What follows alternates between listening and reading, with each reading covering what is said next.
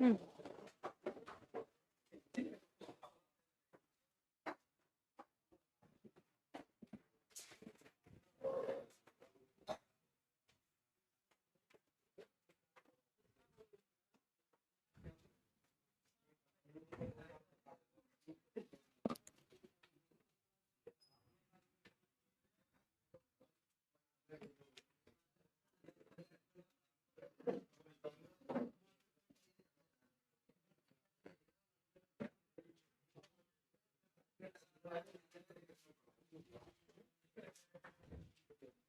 शांत हो जाओ बच्चों।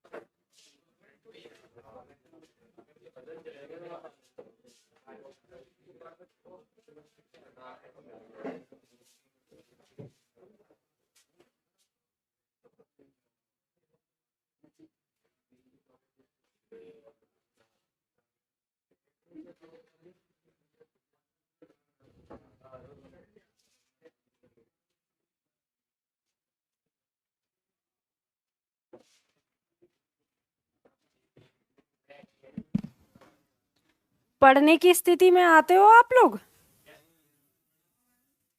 लग तो नहीं रहे तेवर आप लोगों के। जब मैं क्लास में एंट्री कर जाऊं तो उस समय आप लोगों को मेडिटेशन में चले जाना चाहिए। मेडिटेशन दो तरह का होता है, आंख खोलकर और आंख बंद करके। तो आपको एकदम से शांत, कमर सीधी करके, रीढ़ की हड्डी बिल्कुल सीधी करके बैठ जाना चाहिए और जो विचार चल रहे हैं वो सारे विचारों को स्टॉप करना चाहिए और ये सोचना चाहिए कि आज हम क्या पढ़ने वाले हैं, आज हम क्या नया पढ़ेंगे, क्या सीखेंगे। और उसके लिए जो आपके विचार चल रहे हैं उनको स्टॉप करना बेहद ज़रूरी होता है। आप लोग ये हमेशा सोचते होंगे कि मैं पढ़ता हूँ मुझे याद नहीं रहता, हमेशा भूल जाता हूँ। क्या कोई ऐसा तरीका है जो मुझे याद रहे? तो तरीका ये है कि जब आप पढ़ते हो ना तो आप अपने दिमाग को एक जगह स्थिर करके नहीं पढ़ते, आपके दिमाग में विचार चलते रहते हैं। आपको पता है हमारे मस्तिष्क में 1 मिनट में कितने हजार विचार घूम जाते हैं? रिसर्चर ये कहते हैं कि 10,000 विचार हमारे दिमाग में 1 मिनट में घूम जाते हैं। इतनी कैपेसिटी है हमारे दिमाग की। तो आप ये सोचो कि इतना ज़बरदस्त ट्रैफिक है और उस ट्रैफिक में आपको हिंदी को भी, एक विचार हिंदी का भी आपको सुनना है, समझना है, तो कैसे? फिर तो गाड़ी फंस जाएगी ना। तो फिर गाड़ी स्मूथ चले तो उसके लिए क्या करना है? वो जो विचार आ रहे हैं उनको क्या करना है? शांत करना है। और विचारों को शांत करने का सबसे बड़ा तरीका क्या होता है? तो विचारों को शांत करने का तरीका ये होता है कि आप बिल्कुल स्थिर बैठें और ये चेक करें कि इस समय मैं क्या सोच रहा हूँ। जिस समय आप ये चेक करते हैं कि इस समय मैं क्या सोच रहा हूँ तो आपका जो माइंड है वो अलर्ट हो जाता है और वो समझ जाता है अब मेरी चोरी पकड़ी जाएगी, इसकी नज़र मुझ पे आ गई है। आप कहेंगे कैसे पॉसिबल है? आपने कभी देखा अपने अंदर 1 से 2, 3, कभी कभी हम 3 लोग हो जाते हैं अंदर? कभी महसूस किया है ऐसा? नहीं। जिन्होंने महसूस किया है वो जानते हैं और जिन्होंने महसूस नहीं किया है इसका मतलब वो जीवन को जी नहीं रहे, बस ऐसे काट रहे हैं, है ना? तो ध्यान रखो आपके अंदर ना 3 चीजें, जैसे आप चाहे मन, बुद्धि, आत्मा ये कह सकते हैं, या फिर आप 3 मस्तिष्क कह सकते हैं। अगर साइंस के रूप में आए, आपका जो मस्तिष्क के 3 हिस्सों में बटा होता है, तो आप जो भी कह सकते हैं। हमारे अंदर 3 पॉइंट यानी 3 चीज़ें होती हैं जो हमें कंट्रोल कर रही होती हैं। अगर हम नॉर्मल चीज़ों में समझें, अगर समझने की कोशिश करें तो हमें यहाँ पे पता चलता है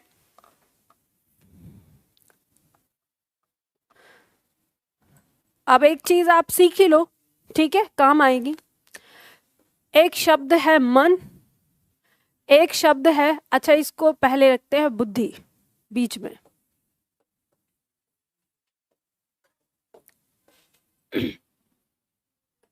एक तरफ मन, एक तरफ आत्मा, या आप इसे कह सकते हो ये है एक तराजू,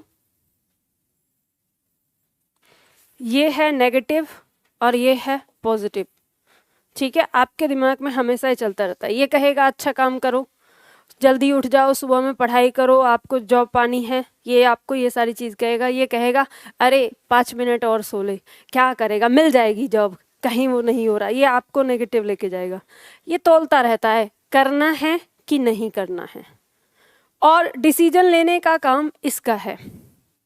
जिस चीज़ को अगर ये इधर चला गया तो सही हो जाएगा और इधर चला गया तो गलत हो जाएगा। या आपका काम होता है कि आपको इसे किस दिशा में भेजना है, समझ गए। ये हो आप, इसको कहा गया है मानव रूप, इसको कहा गया है ईश्वरीय रूप, दैवीय रूप, और इसको कहा गया है राक्षस रूप। ये आपके ऊपर निर्भर करता है। ध्यान रखिए, अगर आध्यात्म की बात करेंगे हम, तो आध्यात्म हमें बताता है कि मनुष्य एक ऐसा प्राणी है या ईश्वर की ऐसी बनाई हुई कृति है जिसके पास जो 5 तत्वों से मिलके बना है, और मनुष्य जीवन को पाने के लिए देवता भी तरसता है और राक्षस भी तरसता है, क्योंकि राक्षस के अंदर केवल और केवल बुराई होती है और देवता के अंदर केवल और केवल अच्छाई होती है। एकमात्र मनुष्य ही है ऐसा जिसके पास अच्छाई और बुराई दोनों होती हैं, और वो अपनी बुद्धि से रास्ता चुनता है। अगर वो पॉजिटिव पे जाता है तो नर से नारायण बन जाता है, और अगर नेगेटिव जाता है तो फिर वो ब्राह्मण से रावण बन जाता है। समझ रहे हैं ना। तो ये आपके ऊपर निर्भर करता है। तो ये तो आध्यात्म वाली चीज़ थी, पर मैं जो आपको बताना चाहती हूँ उस पर ध्यान दो। जिस समय आप यहाँ पे लोग बैठे हो, आप लोग तो या फिर जैसे मैं आती हूँ, तो आप लोग मुझे अगर मेरे इस पोडियम से अलग देखेंगे तो आप मुझे बिल्कुल अलग पाएंगे, लेकिन जब मैं यहाँ होती हूँ तो यहाँ आप बिल्कुल अलग देखते हैं। ये 2 रूप कैसे आते हैं? आपने देखा होगा कि मैं कई बार आके बहुत शांत रहती हूँ, यहाँ पर आ जाओ जल्दी, शांत होती हूँ, कुछ जवाब नहीं देती, आप लोग बोलते रहते हैं। उस समय जानते हो मैं क्यों शांत होती हूँ? क्योंकि मैं भी अपने उस विचार से, मैं जब उस समय वहाँ अपने ऑफिस से यहाँ आती हूँ तो उस समय एक डायरेक्टर हूँ मैं कोचिंग की, तो मैं उस अपनी पदवी को छोड़कर यहाँ पे एंटर करते हुए अपने अंदर एक टीचर का आह्वान करती हूँ और उसके बाद आपको पढ़ाना शुरू करती हूँ। वही जिस समय मैं आई उसी समय आप लोगों को भी शांत होना चाहिए। आप उससे पहले क्या है, एक आम आदमी है, लेकिन जैसे ही मेरे सामने आएंगे तो आप एक स्टूडेंट हो जाते हैं, विद्यार्थी। अब आपके अंदर सीखने की भूख आनी चाहिए, और वो कैसे आएगी? जब आप शांत होकर अपने मन पे उसको विचार करेंगे। आज हम बहुत मज़ेदार टॉपिक पढ़ने वाले हैं। ये टॉपिक पढ़ने के बाद आप लोगों को ये पता चलेगा कि अरे हिंदी में मैं इतनी सारी चीज़ें गलतियां करता रहता था, ये तो बस एक बार समझ लो तो बहुत आसान हो जाएगा। तो उसी को हमें पढ़ना है। तो मन को बिल्कुल शांत करो और अपने अंदर उस विद्यार्थी को ले आओ, धारण कर लो, जो विद्यार्थी सीखने की इच्छा रखता है। ठीक है, तो आज हम पढ़ने वाले हैं वचन। तो उससे पहले चलो शब्दावली कर लेते हैं। शब्दावली में आज क्या पढ़ना चाहोगे? कुछ अच्छा सा पढ़ते हैं। अनेकार्थक शब्द नहीं, अनेक शब्दों के लिए एक शब्द पढ़ते हैं। अनेकार्थी शब्द कुछ अच्छा सा नहीं है, बहुत डेंजर है। ठीक है, अनेक शब्दों के लिए एक शब्द पढ़ते हैं। Page number 81। कौन सा सेट कराया? इसमें कितने सेट किए हमने अभी तक? एक ही किया है मेरे ख्याल से। 2 हो गए। निशान लगा लिया करो आप लोग। मैं 3-4 बैच पढ़ाती हूँ तो मुझे याद नहीं रहता किस बैच में क्या चल रहा है। चलो अभ्यास set 3, page number 82, page number 82।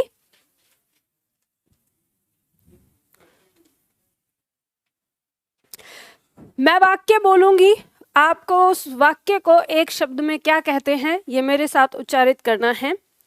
जो आंखों से परे है, परोक्ष, संदेश ले जाने वाला, संदेश वाहक। कम खर्च करने वाला, मितव्ययी। पति के द्वारा छोड़ी गई स्त्री, परित्यक्ता। हाथी की तरह चलने वाली स्त्री, गजगामिनी। जिस स्त्री का पति जीवित हो, जिस स्त्री का पति मर गया हो, विधवा। अच्छा, लिखा नहीं है यहाँ पे, बस मैंने जस्ट बोला है, आगे मिलेगा कहीं पर, ठीक है। तो सधवा का विलोम विधवा। व्यर्थ खर्च कर डालने वाला, अपव्ययी। और अपव्ययी का विलोम मितव्ययी, अभी थोड़ी देर पहले पढ़ा आपने। जिस पर मुकदमा चलाया गया हो, अभियुक्त। जिसके आने की तिथि न हो, अतिथि। जिसे भले बुरे का ज्ञान न हो, अविवेकी। नीले रंग का कमल, इंदिवर। जो अभी अभी उत्पन्न हुआ हो, अद्य प्रसूत। अद्य का मतलब अभी, ठीक है। प्रसूत माने जन्म लेना। जिसे ईश्वर में विश्वास नहीं है, पसीने से उत्पन्न होने वाला, स्वेदज। जो अमिस, अमिस मतलब मांस, नहीं खाता है, जो मांस खाता है, आमिस। और आमिस का पर्यायवाची क्या है? आमिस का पर्यायवाची पूछ रही हूं, सामिस, ठीक है। आमिस, सामिस, निरामिस, ये शब्द बहुत ज्यादा आपकी परीक्षा में आता है, आपसे पूछ लिया जाएगा। तो आमिस और सामिस का मतलब है मांस खाने वाला। आमिस में ही स उपसर्ग जुड़ा है, उससे बनता है स माने साथ, ठीक है। आमिस मतलब मांस, तो आमिस सामिस हो जाएगा, यानी मांस खाने वाला। और निरामिस, निर का मतलब होता है नहीं, ठीक है। इस तरह से याद रखना। जो खाना मुफ्त में मिलता है, जहां खाना मुफ्त में मिलता है, सदावर्त। जो कुछ नहीं जानता, अज्ञ। जो गणना के अयोग्य हो, नगण्य। जिसका आदि व अंत न हो, शाश्वत।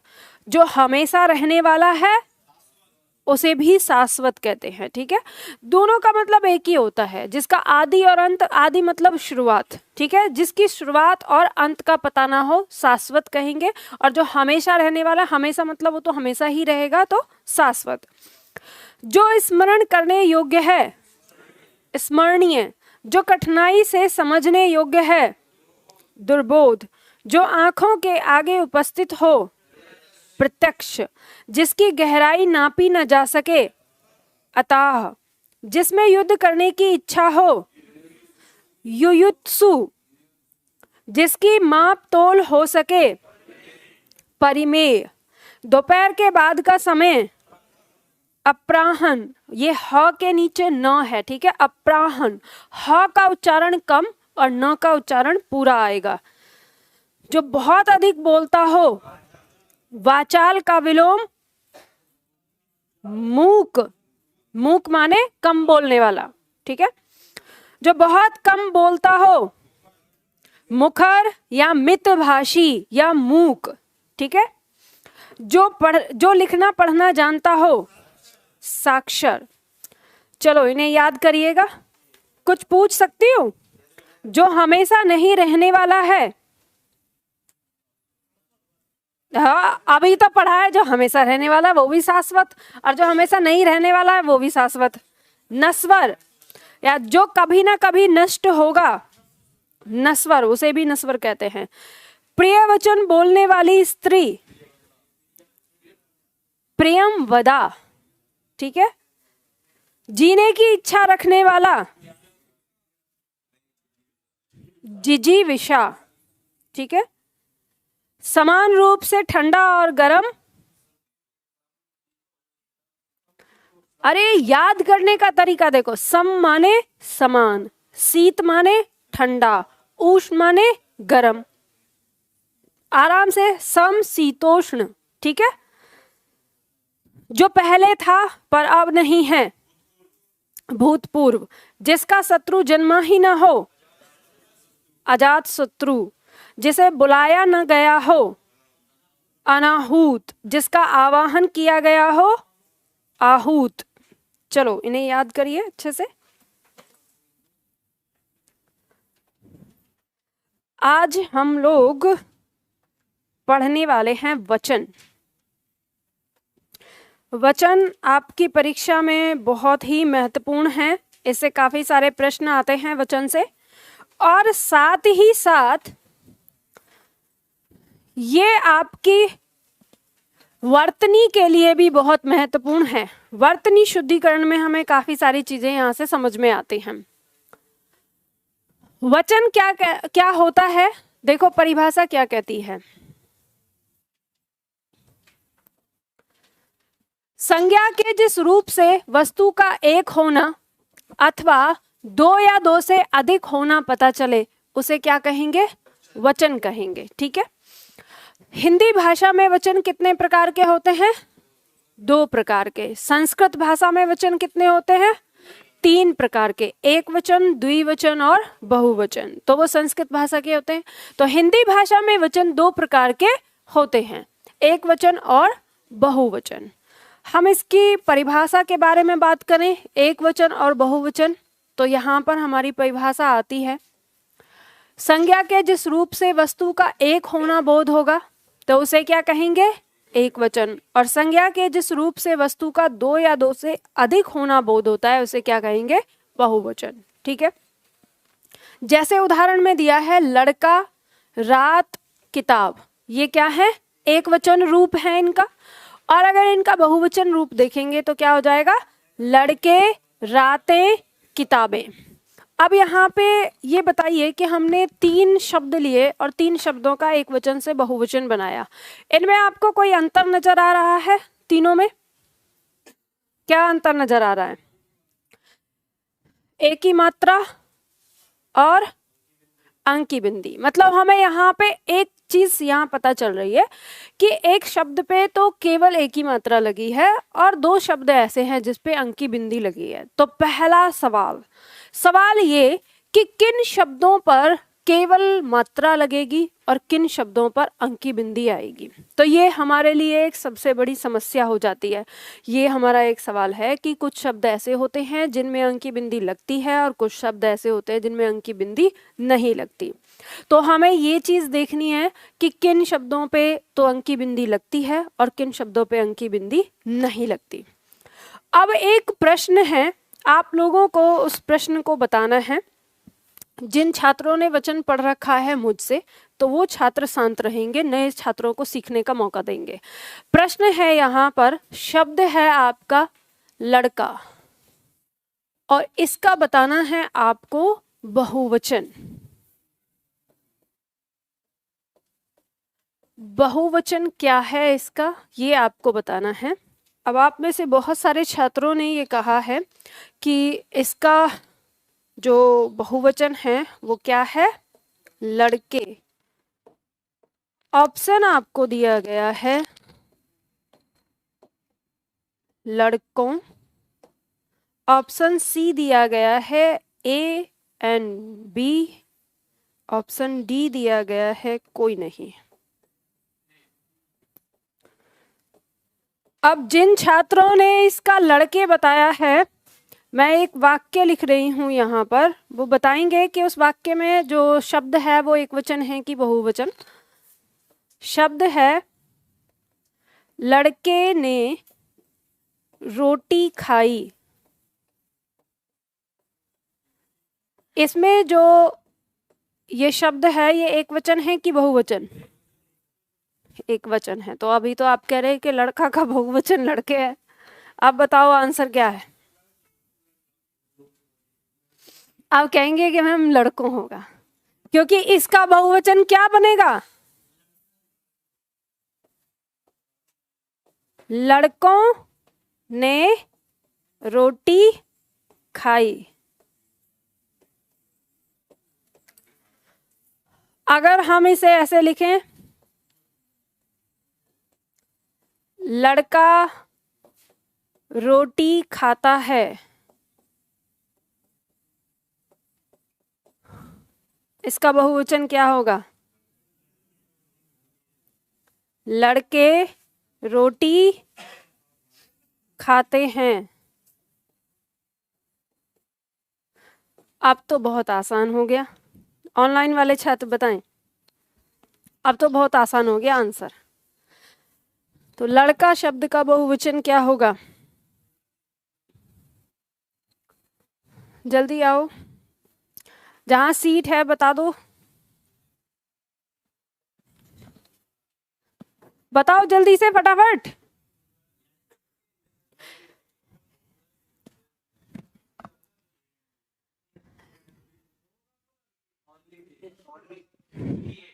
मैंने कहा है जिन्होंने वचन पढ़ रखा है शांति लगा के बैठे रहे। बहुत ज्यादा आपको गुदगुदी मच रही है। हाँ, मैं नए छात्रों से, नए छात्र तो सस्पेंस से देख रहे हैं कुछ तो गड़बड़ है। आंसर क्या लगाएं? ए लगाएं, बी लगाएं, सी लगाएं? मैं नए छात्रों से पूछ रही हूं, बताइए आंसर ए बी सी।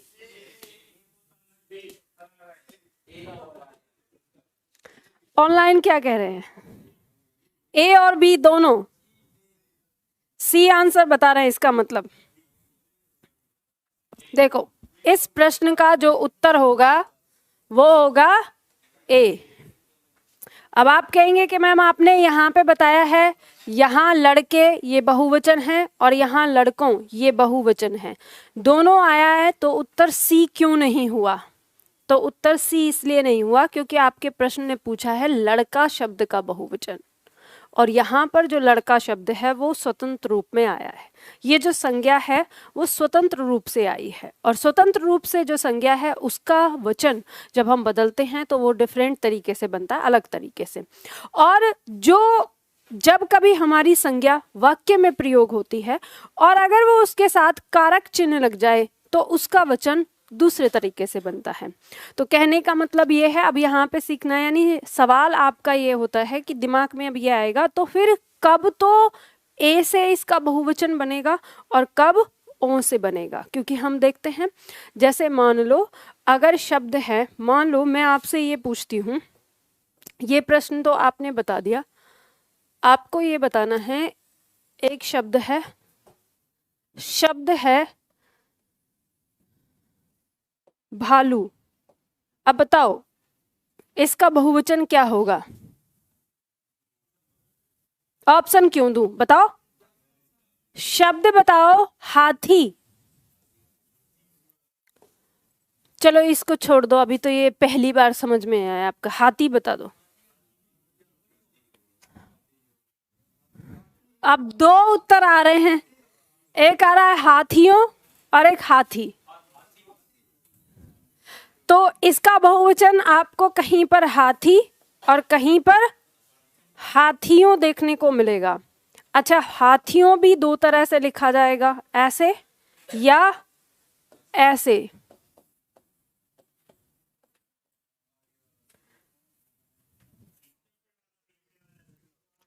अब बताओ कितने छात्र हैं जो इसको सही कर रहे हैं और कितने छात्र हैं जो इसको सही कर रहे हैं,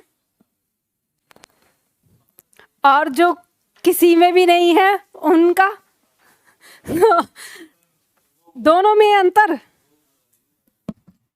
देखो, अब मैं ये सारी चीजें आपको पहले क्यों बता रही हूँ, क्योंकि मैंने आपको कहा है कि जब तक आपके पास प्रश्न नहीं होंगे तब तक आप अपने टॉपिक को अच्छी तरह से नहीं सीख पाएंगे। तो पहला प्रश्न हमारे सामने क्या आया?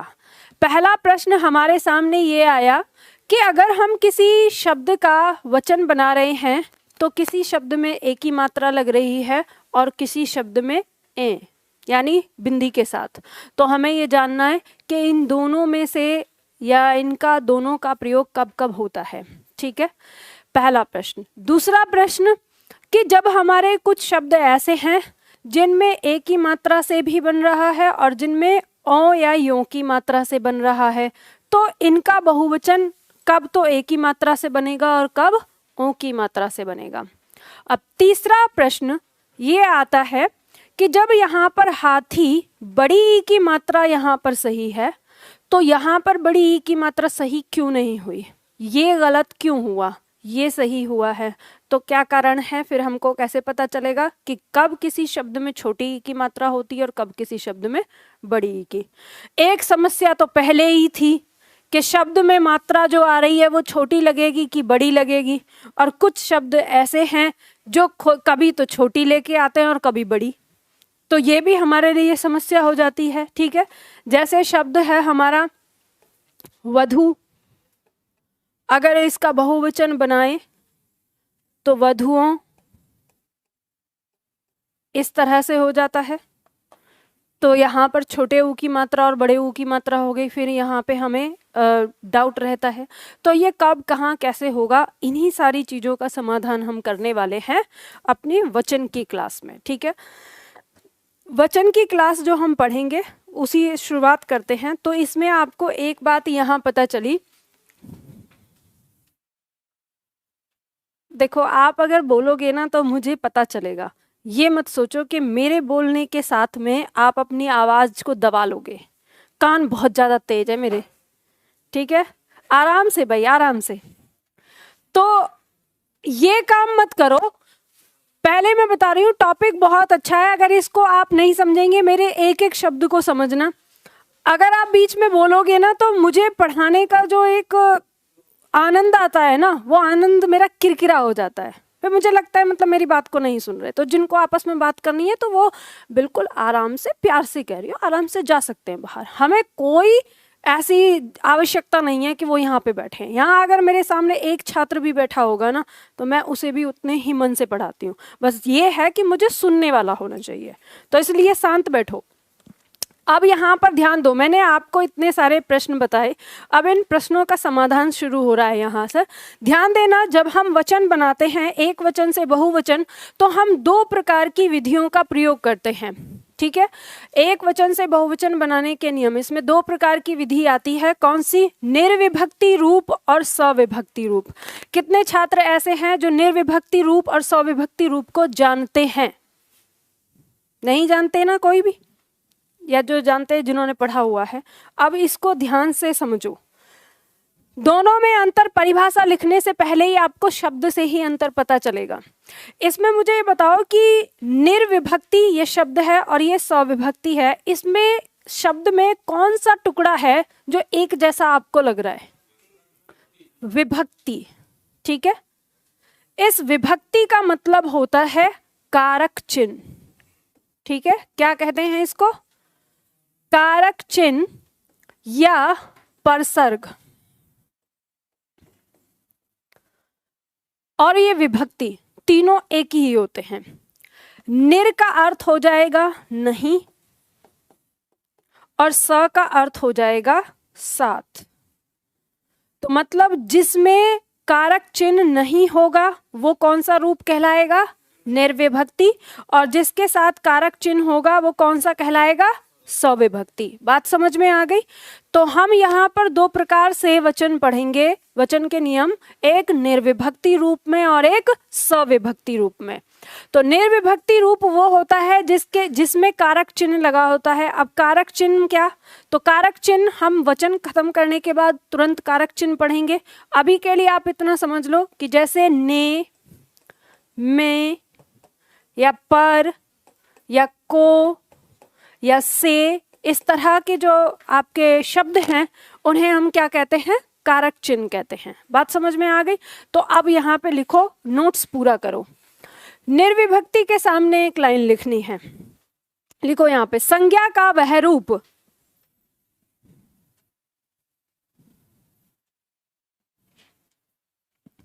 संज्ञा का वह रूप जिसके साथ, संज्ञा का वह रूप जिसके साथ कोई विभक्ति, जिसके साथ कोई विभक्ति, ब्रैकेट में लिखो कारक चिन्ह, और कारक चिन्ह में लिख के ना आगे डैश करके ने, में, पर या को, इस तरह से आदि आदि बंद कर लेना।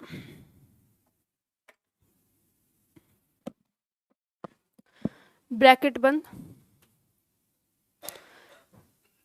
लगी हो,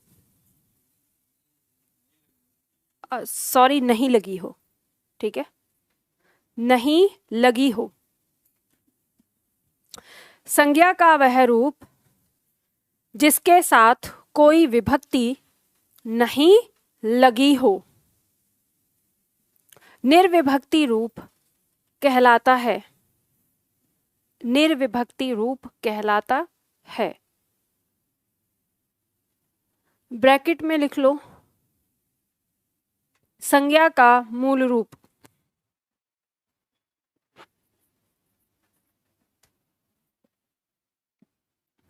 संज्ञा का मूल रूप,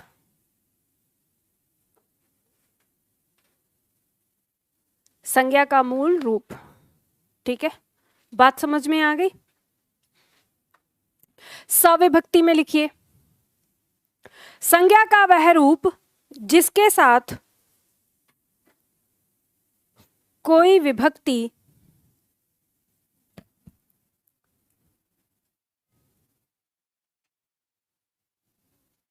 संज्ञा का वह रूप जिसके साथ कोई विभक्ति, ब्रैकेट में फिर से लिखिए कारक चिन्ह,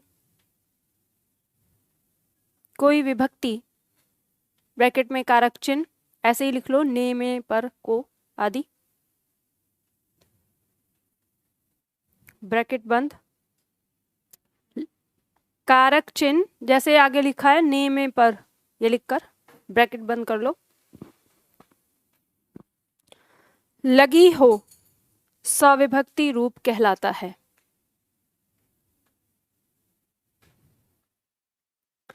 सविभक्ति रूप कहलाता है। ब्रैकेट में लिख लो लड़के ने कॉमा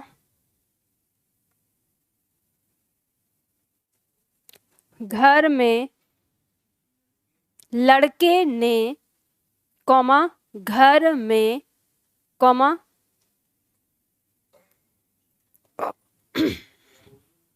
लड़के ने कॉमा घर में कॉमा भाई को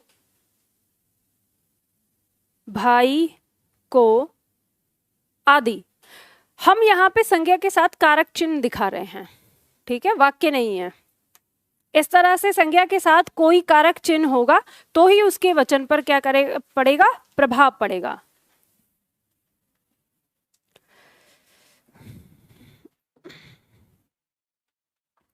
तो शुरुआत करते हैं हम अपने निर्विभक्ति रूप की। निर्विभक्ति रूप, अब सविभक्ति रूप बाद में पढ़ेंगे। सविभक्ति रूप बहुत छोटा सा है, उसमें कुछ इतना नहीं है, जो समझने वाली चीज है वो है हमारी निर्विभक्ति रूप। तो निर्विभक्ति रूप का पहला नियम क्या कहता है उसे समझो। पहला नियम कहता है कि आकारांत पुल्लिंग संज्ञाओं में आ के स्थान पर ए लगाकर बहुवचन बनाते हैं। समझ में आ गई बात? नहीं आई समझ में? चलो इसे समझते हैं। पहले ये बताओ आप में से कितने छात्र ऐसे हैं जिनको आकारांत एकारांत क्या होता है ये नहीं पता? चलो पहले तो हम ये समझ लेते हैं कि ये क्या होता है। जैसे मान लो हमारे पास अगर शब्द दिया हुआ है नाली, अगर आपसे कोई पूछे कि ये शब्द हमारा कौन सा कारांत है, तो आप इसको जानेंगे कि जब हम इस शब्द को तोड़ के लिखते हैं तो इसका अंतिम वर्ण क्या है। तो ये इसका अंतिम वर्ण में व्यंजन है ल और इसका स्वर क्या है ई। तो सबसे अंतिम वर्ण क्या आया? ई। तो ये क्या कहलाएगा? इकारांत कहलाएगा। ठीक है। इसी तरह से मान लो जैसे शब्द है जया, अगर हम इस शब्द में जाने कि इसका कारांत कौन सा है, तो आपको पता है कि यह व्यंजन है और इसका स्वर क्या है? आ लास्ट में। कई बार हमारे छात्र ना इसमें क्या गलती कर देते हैं, कारांत को समझने के लिए वो शुरुआत का वर्ण देख लेते हैं। तो मैं आपको यहाँ पे कहूँ कि अगर आप इसको भी लिखेंगे, ये पूरा शब्द है, तो पूरा शब्द लिखने के बाद आपको क्या खोजना होता है? अंतिम वर्ण। ठीक है। कारांत, कारांत का मतलब है से अंत होने वाला।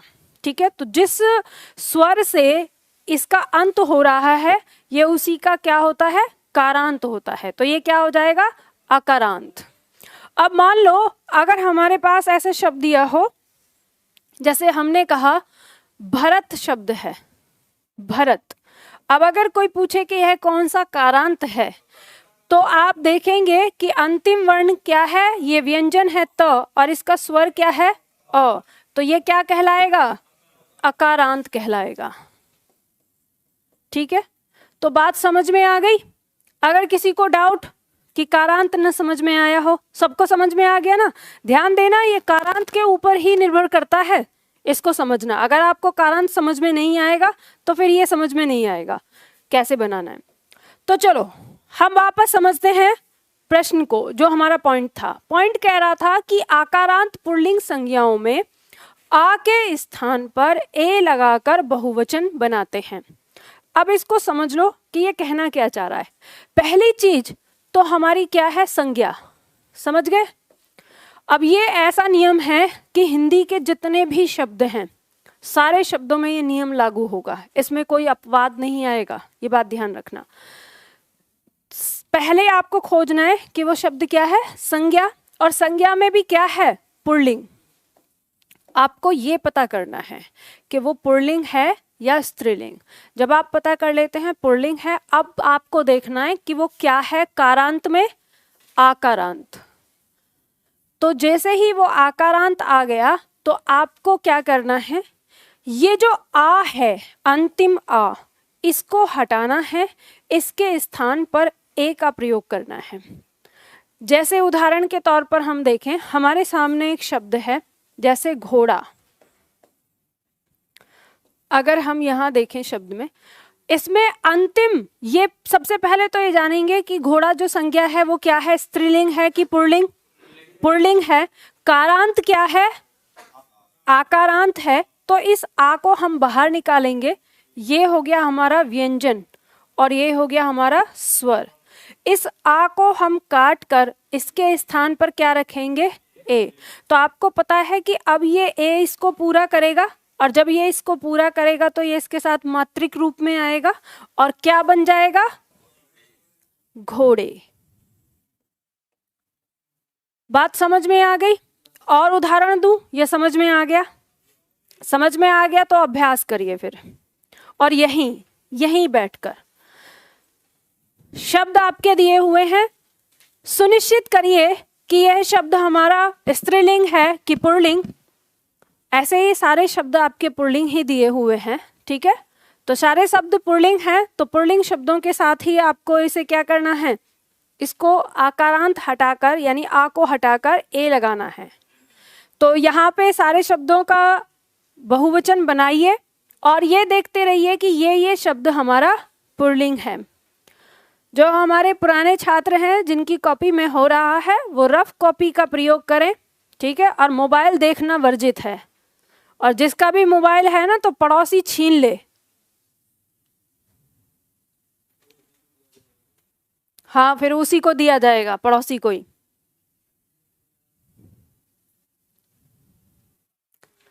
ऑनलाइन वाले छात्र भी करें, मैं इस चीज को चेक करूंगी, ये ध्यान रखिएगा।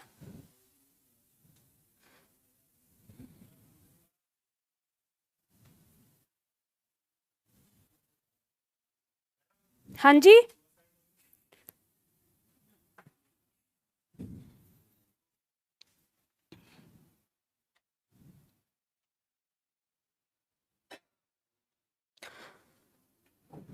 ऑनलाइन में एक छात्र कह रहे हैं कि मैम पीडीएफ दिलवा दो। देखो बच्चा, पीडीएफ आपकी इसमें है, आपको इसे कैसे पाना है इसके बारे में मैं बता देती हूँ। ऑनलाइन वाले ध्यान दें, ऑफलाइन वाला अपने काम करें। जब आप लाइव क्लास देखते हैं तो लाइव क्लास में एक ऑप्शन बना हुआ है यहाँ पर लाइव, इसके नीचे डेमो का बैच और इसके नीचे सभी कक्षाएं। ये जो आपका ऑप्शन है इसको जब आप क्लिक करेंगे तो ये इस तरह से बॉक्स खुलेगा जिसमें आपका 3 पार्ट वीडियो, नोट्स और एक्सरसाइज, ये जो जहां नोट्स दिया है इस पे आप क्लिक करेंगे तो यहीं पे आपकी पीडीएफ है, ठीक है, सभी कक्षाओं वाले ऑप्शन में। इसमें सारी कक्षाएं आपको मिलती हैं 1 साल के लिए, ध्यान रखिए। और अगर फिर भी किसी को नहीं मिलता है तो वो ये छात्र स्टाफ से संपर्क करें। और ऑनलाइन वाले छात्र, ये मजाक नहीं है, आप यहाँ कमेंट ना करें, इस चीज को आपको अपनी कॉपी पर लिखना है, पेंसिल लेके बैठिए, ठीक है, कॉपी पर लिखिए, नोट इसमें नहीं। यहाँ पे कितना टाइपिंग करते रहेंगे। हो गया ये?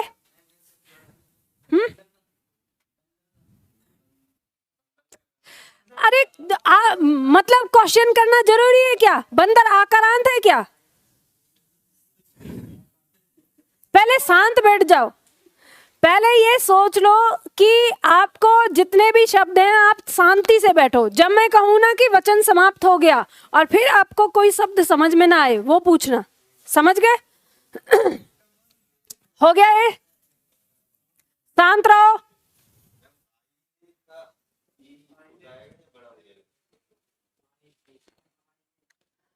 आई ना, ठीक है। आकारांत के मतलब अंतिम वर्ण क्या है? आ है, तो ई से हमें कोई मतलब नहीं, ठीक है, उसका लेना देना नहीं है। हमें अंतिम स्वर से मतलब होता है, उससे पहले चाहे कुछ भी आए। हाँ जी, हाँ, कौन सी अंकी बिंदी? अब यहाँ 2 तरह की अंकी बिंदी नहीं, बिंदी जो है वो 2 तरह की है। एक तो है इसके बाद और एक है इसके नीचे। आप किसकी बात कर रहे हैं? मैंने बताई नहीं? मैंने बताई नहीं? बताई ना, तो बस ये जान लो। अभी टेंशन मत लो उस चीज को, मैं जितना बता रही हूँ उतने पे फोकस करो। मैं वही बता रही हूँ, एक एक करके चलेंगे हम। नोट इसमें समझ लो, संबंध वाले शब्दों जैसे पिता, चाचा, मामा, नाना, दादा आदि, इन शब्दों में ये पुल्लिंग शब्द हैं, आकारांत हैं। इसके बाद भी इससे ये बहुवचन नहीं बनेगा। क्या समझ में आया? पिता का पिते नहीं होगा, चाचा का चाचे नहीं होगा, ठीक है, मामा का मामे नहीं होगा। हो सकता है कि हम ऐसे बोलते हों, लेकिन ऐसा नहीं होता, ठीक है। हम कहते हैं मेरे सभी मामा आए हैं, हम मामे नहीं बोलते कि मेरे सभी मामे आए हैं। समझ गए? तो ऐसा नहीं बोलेंगे। नंबर 2, शांति से बैठ जाओ। नंबर 2 कहता है कि एकारांत, इकारांत, ईकारांत, उकारांत, ऊकारांत पुल्लिंग संज्ञाएं प्रायः एक वचन होती हैं। इनका एक वचन एवं बहुवचन एक ही होता है। क्या बात समझ में आई आपको? बात ये समझ में आई कि अगर एकारांत, ई, इकारांत, उ, उकारांत अगर पुल्लिंग संज्ञा है तो उसका एक वचन और बहुवचन दोनों एक ही जैसा होता है, उसका कोई परिवर्तन नहीं होता। जैसे शब्द है दिन, तो दिन का बहुवचन क्या होगा? दिन। फूल, फूल का बहुवचन क्या होगा? फूल। हाथ, हाथ का बहुवचन क्या होगा? हाथ। लिख लो साथ में। शिक्षक का बहुवचन क्या होगा? शिक्षक। अब आप कहेंगे कि मैम शिक्षकों हो सकता है या हाथ का हाथों हो सकता है, तो आप इसे मुझे बताइए। जैसे मान लो ये शब्द लेते हैं हम, आप कहेंगे कि मैम हमने तो फूल का फूलों देखा है, तो मैं आपसे वाक्य बनवा रही हूँ। मैंने आपको वाक्य दिया कि बाग में फूल खिला है, इसमें फूल शब्द का बहुवचन बनाते हुए आपको इसका बहुवचन बनाना है वाक्य का। तो क्या बनाएंगे? बाग में फूल खिले हैं। तो अब बताइए, पहला वाक्य जो था बाग में फूल खिला है और बाग में फूल खिले हैं, इसमें फूल के ऊपर कोई अंतर आया? एक वचन बहुवचन दोनों में एक जैसा है ना, ठीक है। जैसे शब्द है हाथी, तो हाथी का बहुवचन हाथी ही होता है। हाथी चिंघाड़ रहा है, इसका बहुवचन बनाइए। हाथी चिंघाड़ रहे हैं। तो हाथी से हाथियों तो नहीं हुआ ना, तो हाथी का बहुवचन क्या होगा? हाथी। अब दिमाग में बहुत तेज से प्रश्न उठ रहा होगा, तो मैम हाथियों कब होता है? तो अभी आराम से बैठो, ठीक है, परेशान मत हो, बताएंगे कब होता है ना। तो पहले इतना समझना है। पहली चीज ध्यान रखना, हम पढ़ क्या रहे हैं? निर्विभक्ति रूप, संज्ञा का निर्विभक्ति रूप। उसमें भी हम पढ़ रहे हैं पुल्लिंग संज्ञा का एकारांत ई, इकारांत उ, उकारांत, ठीक है। किसी के दिमाग में ये आ रहा होगा कि मैम अगर एकारांत या अकारांत या ओकारांत अगर संज्ञा हो तो उसका क्या करेंगे, ऐसा प्रश्न आ रहा है? अभी तक तो नहीं आया था, बट आपने बोला तब आया है ना। हाँ, अभी अभी आया, क्योंकि मुझे पता ये घर जाके आने वाला था आपके दिमाग में, फिर परेशान करते मुझे। तो याद रखो, इन कारांत से तो हम इनका बहुवचन ही बनाते हैं। तो जब भी किसी शब्द में ये कारांत लगा होगा तो वो बहुवचन तो ऐसे ही होगा, ठीक है। तो ये नहीं ध्यान देना इन पे, ठीक। तो ये बात समझ में आ गई। अब इसके बाद चलते हैं हम तीसरे पॉइंट पर।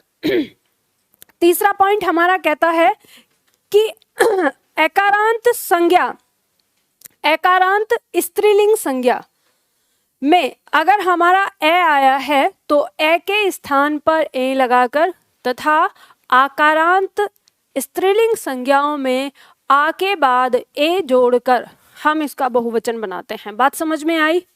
नहीं समझ में आई? समझने की कोशिश करो। देखो, सबसे पहले तो हमारी संज्ञा, और वो संज्ञा भी क्या? स्त्रीलिंग। समझ गए? इसमें भी दो तरह की स्थिति। पहला शब्द क्या है? एकारांत, और दूसरा शब्द क्या है? आकारांत। अगर इस तरह से आता है, एकारांत है तो क्या होगा? अब इसका बहुवचन बनाने के लिए हम प्रयोग कर रहे हैं किसका? ए का। और ए क्या है? चंद्र बिंदु के साथ। ये बात ध्यान रखिएगा। यहाँ पर हमें ये कह रहा है कि अगर एकारांत संज्ञा है तो हम इस ए को हटाकर क्या लगाते हैं? ए लगाते हैं, ठीक है। ए और ए, इसमें अंक की बिंदी आ रही है। और अगर आकारांत हमारी संज्ञा है तो हम इस आ के तुरंत बाद ए का प्रयोग करते हैं। बात समझ में आई? उदाहरण समझो। जैसे मान लो शब्द है हमारा रात, तो कौन सा कारांत है? एकारांत है। तो हमको पता है कि यहाँ पर ये हमारा व्यंजन और ये हमारा स्वर, तो हमें पता चलता है कि ए आया है, तो ए को काटकर हम क्या लगाएंगे? ए लगाएंगे। समझ गए? जब हम इसे जोड़ेंगे तो आपको पता है जब ये इसको पूरा करेगा तो मात्रिक रूप में आएगा, तो क्या बनाएगा? रातें। अब जब ये मात्रिक रूप में आया तो आपको पता है कि चंद्र बिंदु इस तरह से नहीं लगेगा। तो चंद्र बिंदु किस तरह से लगेगा? चंद्र बिंदु बिंदी में बदल जाएगा। बात समझ में आ गई? तो क्या हुआ? रात का रातें हो गया। अब मान लो हमारा शब्द है माता। अब ये शब्द क्या है?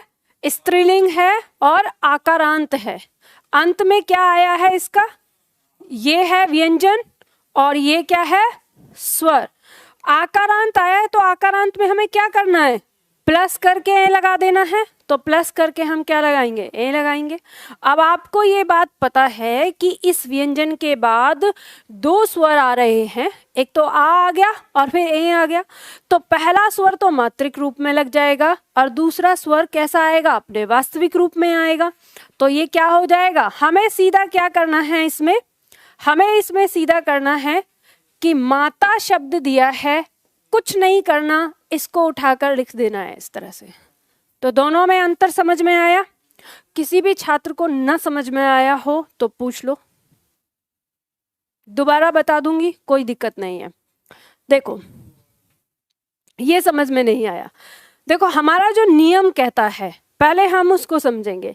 नियम ये कह रहा है कि एकारांत स्त्रीलिंग संज्ञा में ए के स्थान पर ए लगाकर तथा आकारांत स्त्रीलिंग संज्ञाओं में आ के बाद ए जोड़कर बहुवचन बनाते हैं। ठीक है, तो हमने यहाँ पर क्या कहा कि हमारी स्त्रीलिंग संज्ञा है और इस स्त्रीलिंग संज्ञा का जो बहुवचन बनाना है वो इससे बनेगा। दोनों में तो यही लग रहा है तो दोनों में यही लगेगा।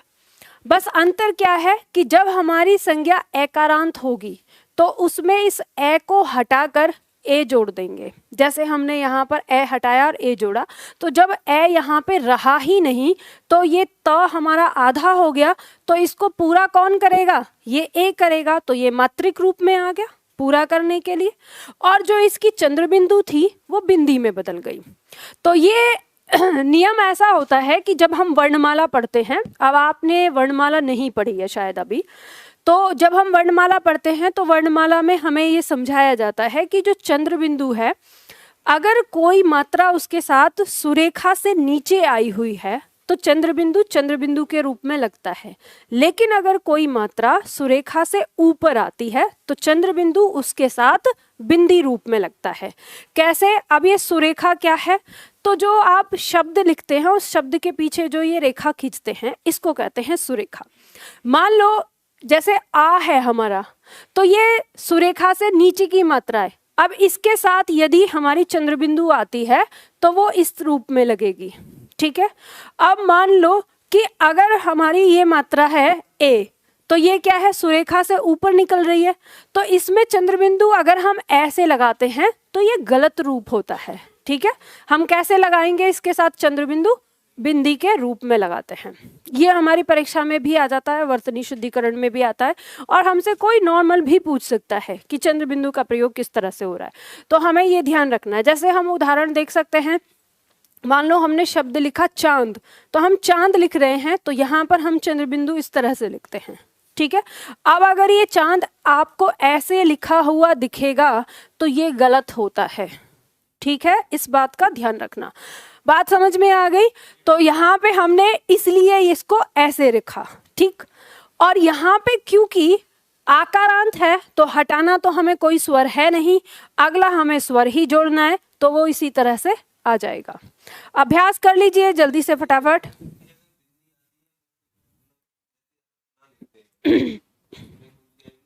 हंसना में चंद्र बिंदु आएगी, उसमें अनुस्वार है वो आपका, आपने पढ़ा नहीं?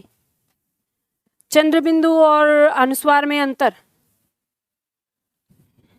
पढ़ा है और फिर भी भूल गए?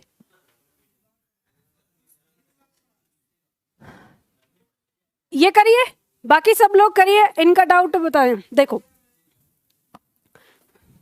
बड़ी जल्दी हो गया आपका, ये तो आपका तो पूरा रफ कॉपी पे करो। मैंने उन्हीं छात्रों के लिए कहा है जो रिपीट कर रहे हैं, रफ कॉपी पे फिर दोबारा से करो इन्हें, समझ गए? और तो तुम इतने एडवांस कैसे हो गए? जो मैंने कराया नहीं है तो नहीं। अरे सुनो, इतने एडवांस कैसे? मैंने तो बताया नहीं है अगला नियम अभी तक, यही वाला किया है। चलो देख आती हूँ, आराम से बैठ जाओ, बाकी लोगों को करने दो। अब तुमको हिंदी समझ में आने लगी है ना, तो अति उत्साही हो गए हो।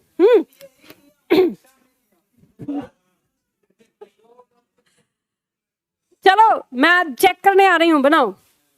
देखो जो तुम पूछ रहे हो ना, आपकी जो वर्णमाला की क्लास है उसमें वर्तनी की क्लास में मैंने आपको चंद्र बिंदु, अनुस्वार और पंचम अक्षर बताया है। वहाँ पे मैंने आपको समझाया था, उसमें आपको ये ध्यान रखना है कि जो चंद्र बिंदु है उसका प्रयोग हिंदी शब्दों में आता है। हंस जो शब्द है वो संस्कृत शब्द है, इसलिए वहाँ पे अनुस्वार लगेगा। और जो हंसना है वो एक क्रिया है, और हिंदी की जितनी भी क्रियाएं वो सब हिंदी की हैं, उनमें अगर कहीं पर बिंदु आता है तो वहाँ चंद्र बिंदु लगेगा। इस बात को लिख लो, ये नोट कर लो। जी हाँ, और अभी तक यही नहीं सीखे तुम? नहीं, कंफर्म कंफर्म करने वाली चीज क्या है? ये तो मैंने पिछली बार भी की थी, तुम्हें कंफर्म मुझे याद रहता है, ठीक है, ये मत सोचा करो।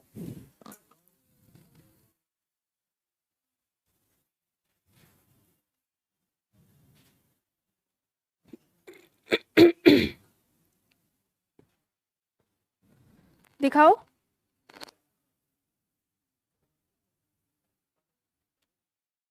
ठीक है, समझ में आ रहा है ना?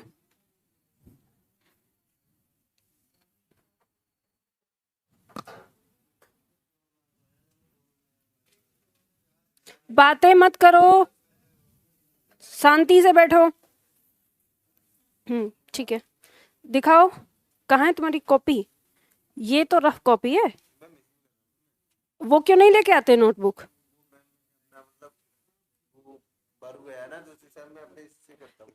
वो है कहाँ?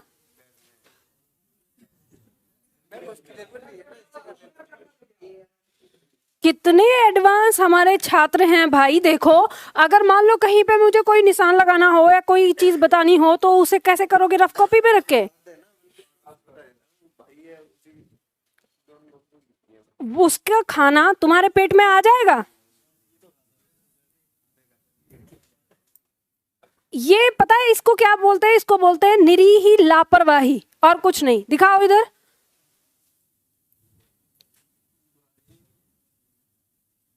उसका ट्रीटमेंट कुछ दूसरे तरीके से चल रहा है, तुम टेंशन मत लो, मुझे पता है।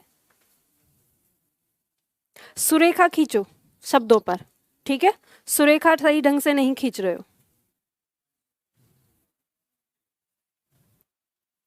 आप भी सुरेखा का ध्यान रखो। और एक ये जो ड लिखा है ना, इसके नीचे बिंदी लगानी है। ड और ढ जैसे आया है ना, ध्यान से, क्योंकि ये हिंदी शब्दों में लगता है। दिखाओ कहाँ है किताब, कहाँ है?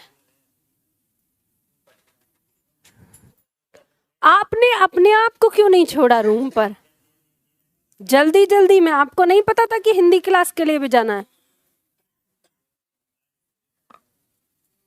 आज तो पकड़े गए हो आप लोग, ठीक है? और वैसे भी मैंने बताया नहीं था, आज तो मैंने बिना बताए ही धावा बोला है ना, क्योंकि मुझे पता है मैं बता देती हूँ ना, एडमिशन हो जाने दो थोड़ा सा। वैसे आज भी डेमो है, भाग जाएंगे आज वो छात्र कि मैम देखती हैं।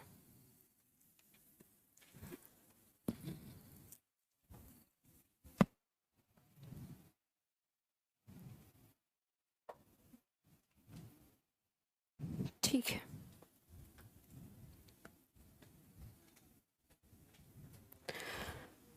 जो शब्द लिखा है ना जैसे घोड़ा, उसके नीचे बिंदी लगी है।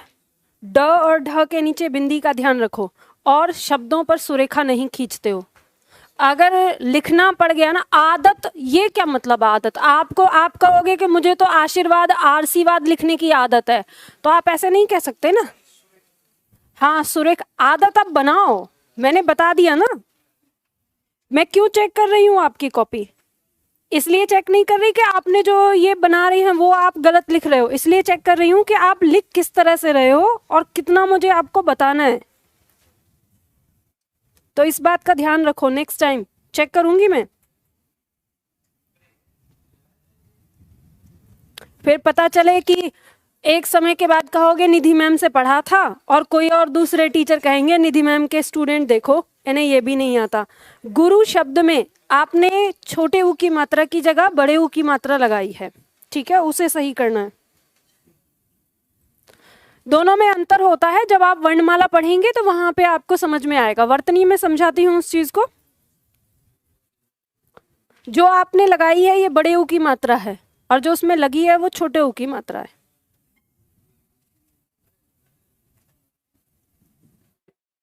ठीक है, सुरेखा थोड़ा सा ध्यान से लगाओ। देख लिया आपका? दिखाओ।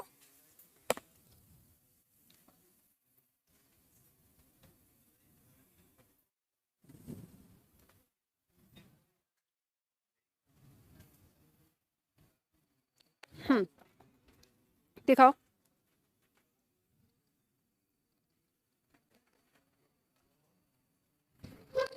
सुरेखा नहीं लगा रहे हो कहीं पे? दिखाओ जल्दी जल्दी फटाफट।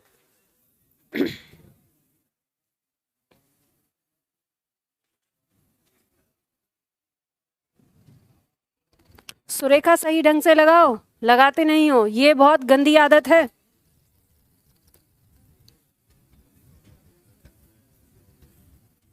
आप भी ध्यान रखो सुरेखा का। दिखाओ पीछे।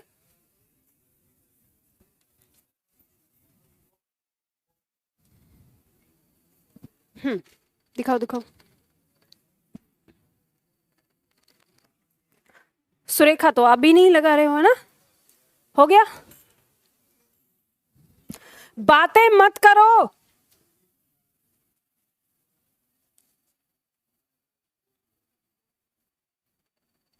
दिखाओ।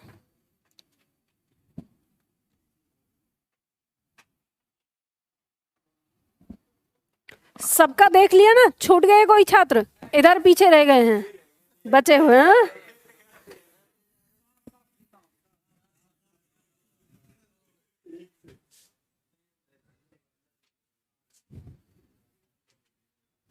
ठीक है।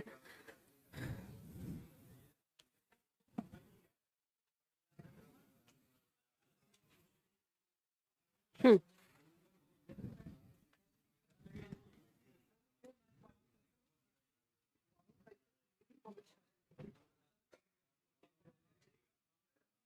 छह नहीं बनाई जाती है, आपसे दिक्कत होती है?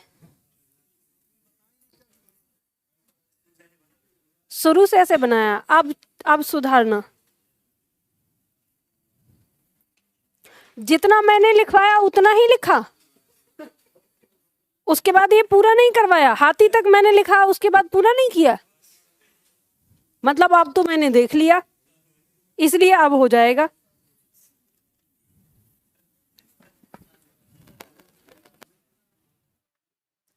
आपने भी गुरु पर बड़े ऊ की मात्रा बनाई है, ध्यान रखना है इसे।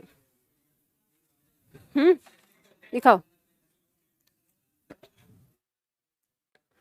अरे शांति नहीं रख सकते क्या? घोड़े, गधे, कपड़े, इन 3 शब्दों पर आपने अंक की बिंदी लगा दी है ऊपर, उसे सुधार करिए, ठीक है?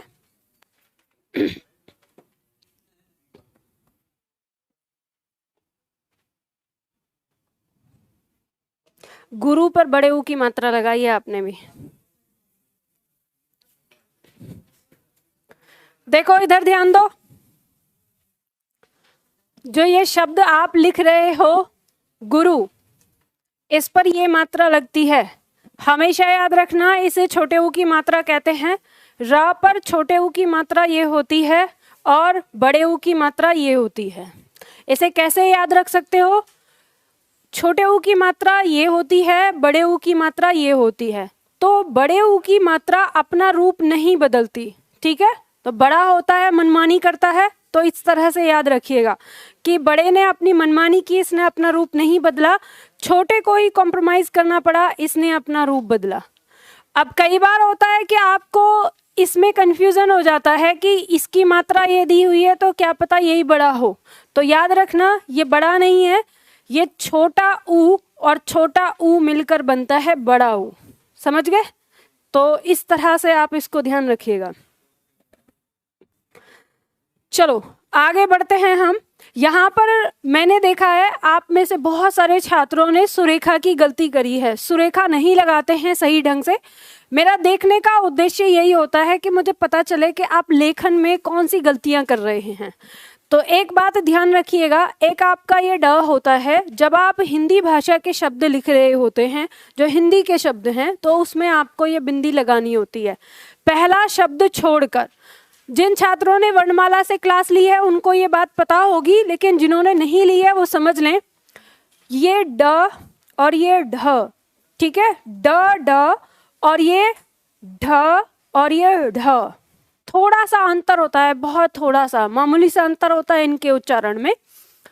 तो यहाँ पे आप ध्यान देना, जब इनका हम प्रयोग करते हैं, इनका प्रयोग करते हैं किसी भी शब्द की शुरुआत में, जैसे हम लिखते हैं डकार या हम लिखते हैं ढोलक, ठीक है? तो शुरुआत हुई तो शुरुआत में हम बिना बिंदी वाले का प्रयोग करते हैं। लेकिन ये जो है हिंदी शब्दों में इनका प्रयोग होता है पहला वर्ण छोड़कर, जैसे सड़क, तो पहला वर्ण छोड़कर कहीं पर भी इसका प्रयोग होगा, दूसरे स्थान पर, तीसरे स्थान पर, चौथे स्थान पर, कहीं पर भी, तो वहां हम बिंदी लगाते हैं, ठीक है? जैसे मान लो हमने लिखा यहाँ पर शब्द आ गया हमारा जैसे पढ़ना, तो हम पढ़ना लिखते हैं, तो इसमें आ जाता है दूसरे स्थान पर, ठीक है? तो ये आपको ध्यान रखना है। अब जैसे मान लो एक शब्द है निडर, इसमें आप बिंदी नहीं लगाते। तो क्यों नहीं लगाते? क्योंकि यह संस्कृत शब्द है, इनका प्रयोग कहाँ होगा? हिंदी शब्दों में, केवल हिंदी शब्दों में। तो जिन शब्दों में जो शब्द संस्कृत के हैं, जैसे ब्राह्मण आ जाएगा, या जैसे उद्यान आ जाता है, जैसे पंडित आता है, इस तरह के शब्द उनमें बिंदी नहीं लगेगी। तो आप कहेंगे कि तो बीच में आ रहे हैं, तो वो संस्कृत शब्द हैं। जैसे हम अंग्रेजी का शब्द लिखते हैं रोड, तो ये आ जाता है हमारा, तो इसका इसमें भी बिंदी नहीं लगेगी। ये इसमें क्यों नहीं लगी? क्योंकि ये अंग्रेजी भाषा का शब्द है। तो इनका प्रयोग जो होता है वो केवल हिंदी शब्दों में होता है। तो इसका तरीका क्या है? इसका तरीका यह है कि आपके सामने जो शब्द आ रहे हैं उन शब्द को आप पहचानिए कि बिंदी लगी हुई है, तो वहाँ पे सीखे। बहुत ज़्यादा शब्द नहीं होते हैं, लेकिन जितने भी होते हैं उनमें आपको ये ध्यान रखना होगा। ठीक है, चलो आगे बढ़ते हैं। अगला पॉइंट आता है हमारा, ईकारांत स्त्रीलिंग संज्ञा में या लगाकर तथा ईकारांत स्त्रीलिंग संज्ञा में ई को लघु बनाकर या लगाते हैं। अब ध्यान दीजिए कहना क्या चाहता है, हम समझेंगे इसे। यहां पर हम बात करेंगे स्त्रीलिंग संज्ञा की। किसकी बात करेंगे? स्त्रीलिंग संज्ञा। और वो कौन है? इकारांत है और ईकारांत है। ठीक है, इकारांत और ईकारांत को एक वचन से बहुवचन बनाने के लिए हम जिस शब्द का प्रयोग करेंगे या जिस प्रत्यय का प्रयोग करेंगे वो है या। बातें क्यों कर रहे हो? ठीक है, वो क्या है? या। नियम कहता है कि यदि इकारांत यानी छोटी ई की मात्रा आई है तो इसका प्रयोग ई के तुरंत बाद या लगाकर हम इसका क्या बना देंगे? बहुवचन। जैसे उदाहरण के तौर पर शब्द है हमारे सामने रीति। रीति शब्द आया है तो इसका बहुवचन कैसे बनाएंगे? रीतियां। इस तरह से हमने लगा दिया, बन गया। ठीक है, और अगर ई कारांत है तो इसमें हम क्या करेंगे? इस ई को पहले किस में बदलेंगे? ई में, और फिर उसके बाद या का प्रयोग करेंगे। मतलब कहने का मतलब क्या है? जो दीर्घ है उसको लघु में बदलेंगे और उसके बाद लगाएंगे। जैसे मान लो शब्द है हमारा नदी।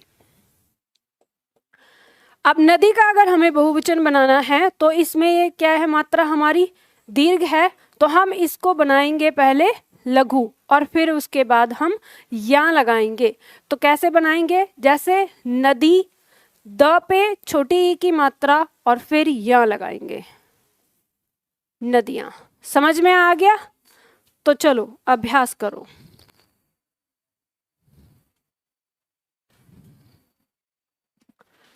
शब्द है छड़ी, बड़ी ई की मात्रा आई है तो क्या होगा?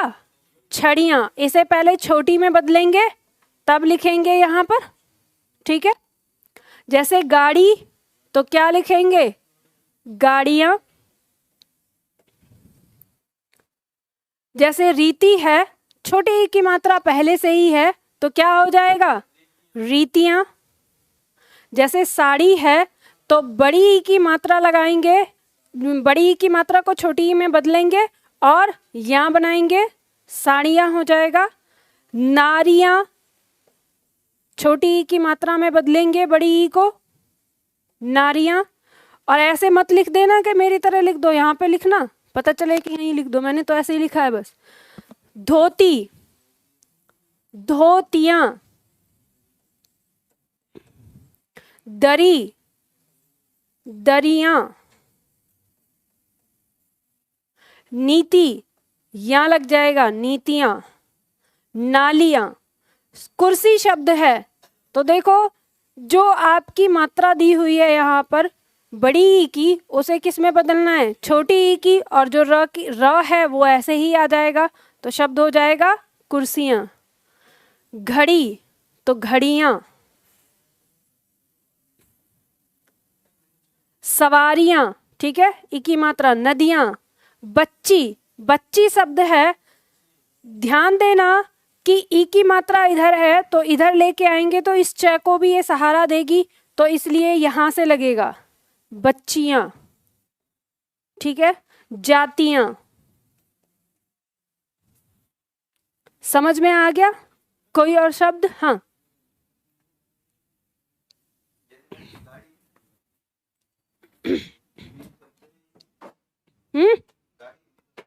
हाँ जी, हिंदी शब्द है गाड़ी।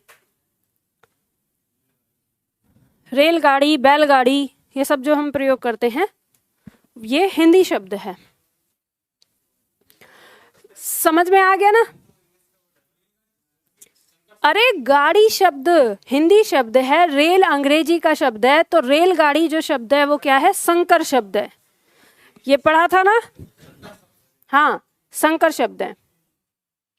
अब इसके बाद देखो उकारांत। तो अब आप समझ गए होंगे स्त्रीलिंग संज्ञा है। उकारांत स्त्रीलिंग संज्ञा में ए लगाकर तथा उकारांत स्त्रीलिंग संज्ञा में जो ऊ है, दीर्घ ऊ है, उसको लघु में बदलेंगे और फिर ए लगाएंगे। ठीक है, इस तरह से बहुवचन बनाएंगे। जैसे उदाहरण दिया है वस्तु, तो हो गया वस्तुएं, बड़ा छोटा ऊ है पहले से ही, ऐसे ही सेम टू सेम लग जाएगा। धेनु, तो धेनुएं।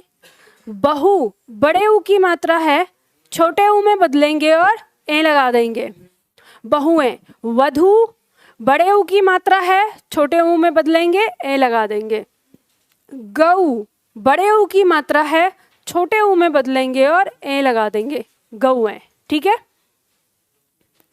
इसके बाद किसी या अंत वाली स्त्रीलिंग संज्ञा में या के ऊपर केवल चंद्र बिंदु का प्रयोग करते हैं। ध्यान दो, जैसे चिड़िया शब्द है, अंत क्या किससे हो रहा है? या से हो रहा है, तो इसका बहुवचन बनाने के लिए चंद्र बिंदु का प्रयोग करेंगे, चिड़िया। बुढ़िया, बुढ़िया। बिटिया, बिटियां। चूहिया, चूहियां। गुड़िया, गुड़ियां। डिबिया, डिबियां। कुटिया, कुटियां। बिंदिया, बिंदिया। इस तरह से हमने देखे कुछ शब्द यहाँ लिखे हैं। अगर आपको कहीं पर भी मिलते हैं रास्ते में शब्द, तो आप इनको आराम से पहचान सकते हैं, समझ सकते हैं। बात समझ में आ गई? तो अब देखो यहाँ पे हमने क्या पढ़ा, अब इसको याद कर लो।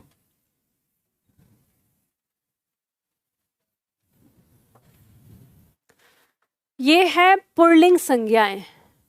अब शॉर्ट ट्रिक बनानी है, तो जहां पर आपका वचन लास्ट हो रहा है उसमें एक पेज एक्स्ट्रा दिया गया होगा, देखो।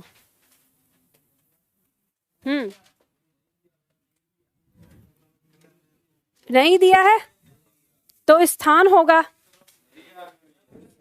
नीचे जो स्थान है। हाँ, तो अरे इसमें आधा पेज आपको एक्स्ट्रा दिया हुआ है। ठीक है, जहां पे वाक्य प्रयोग है, वाक्य प्रयोग के बाद पूरा आधा पेज खाली है ना, तो वहीं पे वाक्य के लिए 4 लाइन छोड़ के उसके बाद से लिख लेना, अगर लिखना है तो, नहीं तो याद भी कर सकते हो। ठीक है, देखो संज्ञाओं को आपने 2 भागों में बांट लिया, एक में पुल्लिंग और एक में स्त्रीलिंग। पुल्लिंग में आपने सबसे पहले रखा कि एकारांत, ई, इकारांत, उ, उकारांत, ये संज्ञाएं, इनका एक वचन बहुवचन एक होता है। ठीक है, एक वचन प्लस बहुवचन दोनों एक। दूसरा पॉइंट हमने देखा कि यहाँ पर जो आकारांत है, तो इस आकारांत का बहुवचन बनाने के लिए हम इस आ को हटाते हैं और क्या लगाते हैं? ए लगाते हैं। ठीक है, इसका प्रयोग करते हैं।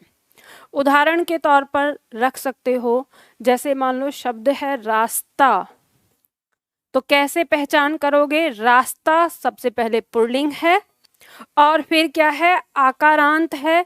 इसके आ को हम हटाएंगे और ए लगाएंगे, तो क्या हो जाएगा? रास्ते हो जाएगा, और ये इस तरह से बन जाएगा। ठीक है, पुल्लिंग संज्ञाओं में ये हो जाएगा। हम बात करेंगे स्त्रीलिंग संज्ञा में, तो स्त्रीलिंग संज्ञा में अगर हम देखें तो आपके पास 2 तरीके हैं इसको करने के। या तो आप ऐसे रखें कि इस ए से जो बहुवचन बनता है वो किस किस का बनता है, तो आपको पता चलता है कि एकारांत और आकारांत का बनता है और उकारांत और ऊकारांत का बनता है, जिसमें आप जानते हैं इसका प्रयोग किस तरह से करते हैं आप, तो इसे आप कर सकते हैं कि ये इसको हटाकर हम क्या जोड़ते हैं, इसे जोड़ते हैं, ठीक है, और इसमें प्लस इसके साथ कर देते हैं। क्रॉस का मतलब है उसको हटाएंगे और इसको जोड़ेंगे, तो ये क्या बन जाता है, ये इस रूप में आ जाता है हर शब्द के साथ, ठीक है, और बाकी इसमें ये इस रूप में आता है हर शब्द के साथ। यहां पर हम देखेंगे तो इस ऊ के बाद हम क्या करेंगे, ए का प्लस करेंगे और इस ऊ में क्या करेंगे, ये जो हमारा ऊ है इसको परिवर्तित करेंगे लघु में और फिर उसके बाद इसको जोड़ देंगे। ये हमारा इस तरह से हो जाएगा और ये इस तरह से हो जाएगा। और दूसरा इसमें हमारे पास जो बचता है वो ये बचता है कि जो हमने बनाया या, इस या का प्रयोग हम कब करेंगे, ईकारांत और ईकारांत के साथ। ई के साथ क्या करेंगे, डायरेक्ट इसे हम जोड़ देंगे यहां पर, ये इसके साथ हो गया, और जो बड़ी ई है इसमें क्या होगा, ये ई परिवर्तित होगी ई में, ठीक है, और फिर उसके बाद या जोड़ देंगे, ये बदलेगा इसमें और इसे फिर हम यहाँ जोड़ देंगे। और इस या का प्रयोग कहाँ हो रहा है, या अंत वाली संज्ञा। समझ में आ गया?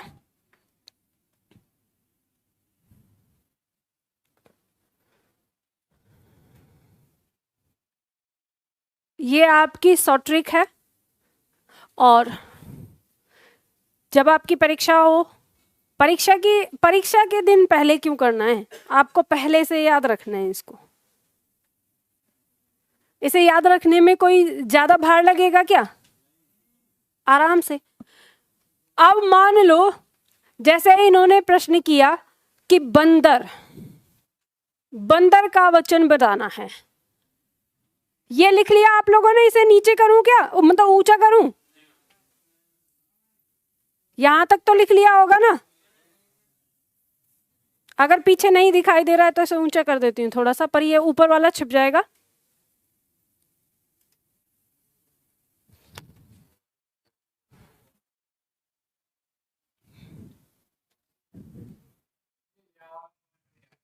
हाँ, नीचे वाला वो है चिड़िया बिंदिया जो हमने प्रयोग किया है कि या अंत वाला। देखो किताब में, देखो किताब में दिया हुआ है कि कोई स्त्रीलिंग संज्ञा है और उसका अंत या से हो रहा है। जैसे शब्द है चिड़िया, चिड़िया में अंत में क्या है, या। तो इसका बहुवचन बनाने के लिए हम किसका प्रयोग करेंगे, केवल चंद्रबिंदु का प्रयोग करेंगे। या तो आप चंद्रबिंदु लगा दो या की जगह यहाँ लगाओगे तो बात वही हो गई, ठीक है। तो इसे यहाँ ऐसे कर सकते हो कि इसमें केवल चंद्रबिंदु, या लास्ट में हमको यहाँ दिख रहा है ना, इस तरीके से।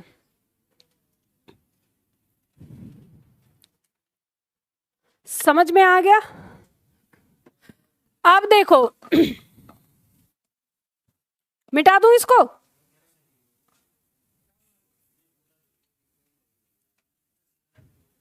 अब तो आप अपने आप बना सकते हैं। ये सारी चीजें ऐसी हैं कि जरूरी नहीं है मुझे बना के देना है, ये आप लोग अपनी मर्जी से बना सकते हैं। देखो आप जैसे मान लो किसी ने आपसे कहा कि बंदर का बहुवचन बताओ, तो आप क्या बनाओगे बंदर का बहुवचन।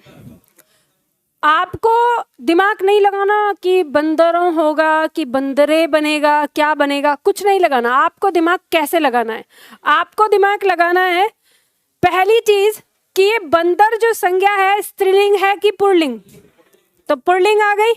फिर दूसरा पॉइंट देखना है कि एकारांत है आकारांत है। एकारांत है तो मतलब बंदर का बंदर होगा। बंदर पेड़ पर बैठा है, बंदर पेड़ पर बैठे हैं, ठीक है, तो बंदर का बंदर हो जाएगा। ऐसे ही जैसे मान लो एक छात्र ने पूछा कि चाकू का बहुवचन क्या होगा। तो आप ऐसे शब्दों को उठा के मत पूछो कि ये इसका क्या होगा, उसका क्या होगा। अपने आप से देखो, आपको क्या खोजना है, चाकू स्त्रीलिंग के पुल्लिंग, पुल्लिंग, और एकारांत की उकारांत, कौन सा कारांत है, तो उकारांत है, तो चाकू का चाकू ही होगा। चाकू ऊपर रखा है और चाकू ऊपर रखे हैं, तो चाकू का चाकू ही होगा। और अपनी जानकारी के लिए, अपने आप में विश्वास करने के लिए वाक्य प्रयोग करके आप देख सकते हैं, ठीक है।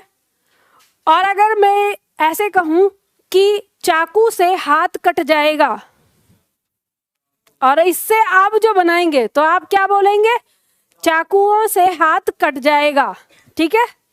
तो अब चाकुओं क्यों हुआ, क्योंकि चाकू के बाद से आया, और जो कि कारक चिन्ह है, और कारक चिन्ह तुरंत प्रभाव डालता है, ठीक है। तो ये क्यों ऐसा हुआ, तो ये ऐसा इसलिए हुआ क्योंकि हम लोग पढ़ तो रहे हैं विकारी शब्द ही। विकारी पद का मतलब क्या पढ़ा था हमने, जिन पर लिंग, वचन, कारक, काल आदि में से किसी एक का भी प्रभाव पड़ता हो, वो क्या है, विकारी पद। तो हम विकारी पद पढ़ रहे हैं, विकारी पद में हमने संज्ञा पढ़ा, और ये संज्ञा के अंदर ही हम पढ़ रहे हैं लिंग, वचन और कारक, ठीक है। तो इससे आपको पता चलता है कि कारक चिन्ह जो है वो प्रभाव डालते हैं संज्ञा के ऊपर, ठीक है। तो इसी तरह से मान लो अगर आपको अगर कोई ऐसा शब्द दिया जाए, जैसे पुस्तक आ गया, मान लो पुस्तक शब्द आपके सामने दिया है कि इसका बहुवचन बताओ, तो आप कैसे खोजेंगे कि पुस्तक पुल्लिंग है कि स्त्रीलिंग, तो स्त्रीलिंग एकारांत है कि आकारांत, तो एकारांत है, तो आपको पता चल गया, इस ए को हटाकर क्या लगाएंगे ये लगाएंगे। जब ए हट जाएगा तो ये मात्रिक रूप में आ जाएगा, क के ऊपर मात्रिक रूप में आ गया तो चंद्र बिंदु बिंदी के रूप में आ जाएगा। अब आपको ये पता चला कि बिंदी का प्रयोग हम कहाँ करेंगे, स्त्रीलिंग में, ठीक है। तो स्त्रीलिंग संज्ञाएं जो होंगी उनमें क्या लगेगा, बिंदु लगेगा। अभी बहुत सारे सवाल हैं आपके सामने, अभी ऐसा नहीं है कि यही सवाल है, अभी कई सारे सवाल हैं जो आपके बाकी हैं, जो आपको करना है। जैसे है का प्रयोग करते हैं और हैं का प्रयोग करते हैं, अब इसका प्रयोग कब कहाँ करते हैं, जैसे रही है, कहीं रही हैं का प्रयोग करते हैं, तो कहीं पर रहे हैं का प्रयोग करते हैं। कभी तो एक जगह ही बिंदी लगा रहे हैं और कहीं पर 2 जगह बिंदी लगा रहे हैं। तो ये इस तरह के सवाल आपके दिमाग में अभी बहुत सारे होंगे। तो अभी हमारी वचन की 1 दिन की क्लास और चलेगी, तब उसके बाद फिर हिंदी में कोई भी शब्द है उसका बहुवचन बनाने में आप सक्षम हो जाएंगे। तो आज के लिए अभी इतना ही करते हैं। खुश